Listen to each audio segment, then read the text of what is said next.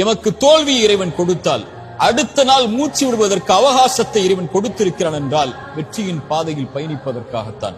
வாழ்வில் குழந்தை இல்லை என்ற சோதனைகள் நீங்கள் அகப்பட்டிருக்கிறீர்களா? இனிமேல் குழந்தை பிறக்க முடியாதா?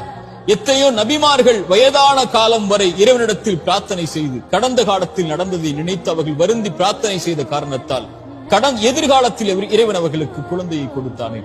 எத்தனையோ குற்ற உணர்ச்சிகளால் பாதிக்கப்பட்டு அந்த குற்றத்தை செய்த குற்றத்தின் காரணமாக உணர்ச்சியால் அந்த வருத்தத்தில் உங்களுடைய வாழ்வை நீங்கள் சோதனையில் உள்ளாக்கி இருக்கிறீர்களா? எத்தனையோ நபிமார்கள் பாவம் செய்திருக்கிறார்கள். ஆதம் பாவம் செய்தார் அலைஹிஸ்ஸலாம். இறைவனை அழைத்தார், அநீதம் செய்து விட்டேன் யா அல்லாஹ், என்னை மன்னித்து விடு என்றார். மன்னித்தான் இறைவன்.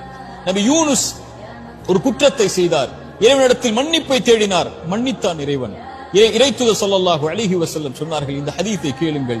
ஒரு மனிதன் இரவில் பாவம் செய்வான், காலையில் வந்து மனிதர்களுக்கு மத்தியில் நான் இதை செய்தேன் என்று சொல்லுவான். இறைவனிடத்தில் எல்லோரும் மன்னிக்கப்படுவார்கள் இவனை தவிர. ஏனென்றால் இறைவன் மறைத்ததை இவன் வெளிப்படுத்தினான்.